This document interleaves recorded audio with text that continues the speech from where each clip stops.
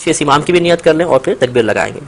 نیت کرتا ہوں نماز جنازہ فرض کفایہ 7 4 تکبیروں کے، ثنا واسطے اللہ تعالیٰ کے، درود واسطے نبی کریم صلی اللہ علیہ وسلم کے، دعا واسطے اس حاضر میت کے، پیچھے اس امام کے، اللہ اکبر.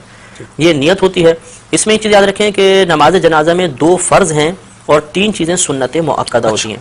ایک فرض تو ہوتا ہے آدمی کا کھڑے ہو کر نماز جنازہ ادا کرنا، قیام اس میں فرض ہے.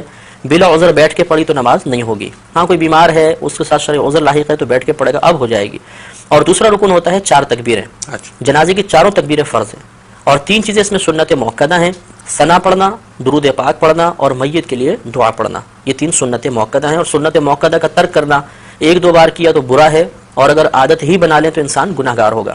اس سے معلوم ہوا کہ اگر ہم جنازے کے کم از کم 2 فرض پورے کر لیں گے تو نماز جنازہ ادا ہو جائے گی، اور اگر ہم یہ 3 سنتیں بھی پوری کریں گے تو کامل طریقے سے ادا ہوگی. اس سے نتیجہ نکل آیا کہ اگر کسی شخص کو جنازے میں کچھ بھی پڑھنا نہیں آتا، نہ ثنا آتی ہے، نہ درود پاک آتا ہے، نہ جنازے کی دعا آتی ہے، اور وہ امام کے پیچھے تکبیر بلند آواز سے لگا لے جیسے میں طریقہ کرتا ہوں اور وہ بس خاموش بھی کھڑا رہے گا تو جنازہ بہرحال ادا ہو جائے گا اس کا. یہ ہے کہ سنت کے ترک کا اگر جان بوجھ کے کیا تو گناہ گار ہوگا اور ثواب میں کمی آ جائے گی. اب اس کا طریقہ یہ ہوتا ہے کہ مستحب یہ ہے کہ امام صاحب نماز شروع ہونے سے پہلے سب کی طرف متوجہ ہو کے ان کو نیت کا طریقہ بتا دیں، یہ افضل ہے. اس کے بعد امام صاحب تکبیر لگائیں گے، ہم نیت کر کے تیار ہوں گے، اللہ اکبر کہہ کر ہاتھ کو باندھیں گے. یہ مسئلہ یاد رکھنا بہت ضروری ہے کہ جہاں شریعت نے فرمایا کہ کہو یا پڑھو، اس کا مطلب یہ ہوتا ہے کہ اتنی آواز سے کہو یا اتنی آواز سے پڑھو کہ تمہارے اپنے کان تمہاری آواز کو سن لیں. اس لیے اب ہمیں تکبیر لگانی ہے اور جیسے پہلے بتایا کہ 4 تکبیریں فرض ہیں تو اس میں اتنی آواز بلند رکھنا بھی فرض ہوگا کہ اپنے کان اپنی آواز کو سن لیں. چنانچہ بعض لوگوں کو دیکھا ہے کہ ہونٹ بند ہوتے ہیں بس یوں. اب ان سے اگر پوچھا جائے کہ آپ نے زبان سے تو کچھ بھی نہیں کہا تو کہتے ہیں ہم نے دل میں تکبیر کہی ہے. تو دل میں تکبیر کہنے سے تکبیر کا فرض ادا نہیں ہوگا.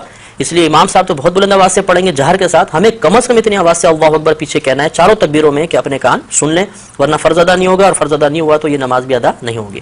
اب اللہ اکبر کہتے ہوئے ہاتھ باندھیں گے، ہاتھ بالکل وہی نماز کی مثل باندھ کر سب سے پہلے ثنا پڑھیں گے. نماز فرض کی ثنا میں اور نماز جنازہ کی ثنا میں تھوڑا سا فرق ہوتا ہے. اس میں اس طرح ہم پڑھیں گے سبحانک اللہم وبحمدک وتبارک اسمک وتعالی جدک وجل ثناؤک ولا الہ غیرک. تو وجل ثناؤک کے لفظ اس میں زیادہ ہوتے ہیں. یہ کسی بھی کوئی نماز کی جنازے کی کتاب اس میں یہ پورے لکھی ہوگی ثنا، اچھی طرح ہمیں یاد کر لینی چاہیے. اس کے بعد ہم اگر ختم کر چکے ہیں انتظار کریں گے امام صاحب دوسری تکبیر لگائیں گے. یہ یاد رکھیں کہ نماز جنازہ میں فقط پہلی تکبیر میں ہاتھ اٹھانے ہیں، باقی آگے کی 3 تکبیروں کے اندر ہاتھ نہیں اٹھائیں گے لیکن زبان سے اللہ اکبر کہا جائے گا. تو بغیر ہاتھ اٹھائے اب اللہ اکبر کہیں گے اور اس کے بعد اب ہم درود پاک پڑھیں گے. اس میں وہی درود پاک پڑھنا افضل ہے جو ہم عام نمازوں میں پڑھتے ہیں، یعنی درود ابراہیمی. لیکن اگر کسی کو یاد نہ ہو تو کوئی بھی درود پاک پڑھ لیں، بلکہ یاد ہو اس کے باوجود دوسرا درود پاک پڑھیں گے تب بھی نماز ہو جائے گی. اور افضل یہ تھا کہ درود ابراہیمی پڑھا جاتا. اس کو پڑھنے کے بعد اب تیسری تکبیر لگے گی، ہاتھ نہیں اٹھائیں گے لیکن زبان سے اللہ اکبر کہیں گے اور اس کے بعد اب میت کے لیے دعا کریں گے. اگر نابالغ لڑکا ہے تو اس کی علیحدہ دعا ہے، نابالغ بچی ہے علیحدہ دعا ہے، اور بالغ مرد و عورت کی ایک ہی دعا ہوتی ہے. یہ دعائیں ہمیں نماز جنازہ کی کتابوں سے یاد کر لینی چاہیے. اگر بالفرض کسی کو یہ دعائیں یاد نہ ہوں تو کوئی بات نہیں، وہ کوئی بھی ایسی دعا کر لیں کہ جس میں امور آخرت کے بارے میں کچھ طلب کیا گیا ہو، دنیاوی کوئی چیز نہ طلب ہو رہی ہو، آخرت کے بارے میں، تو یہ ہم کوئی بھی دعا اس میں پڑھ سکتے ہیں. تو اس طرح ہماری نماز تقریباً مکمل ہو گئی. اب چوتھی تکبیر آئے گی، امام صاحب چوتھی تکبیر لگائیں گے، ہم نے ہاتھ نہیں اٹھانے لیکن زبان سے اللہ اکبر کہنا ہے.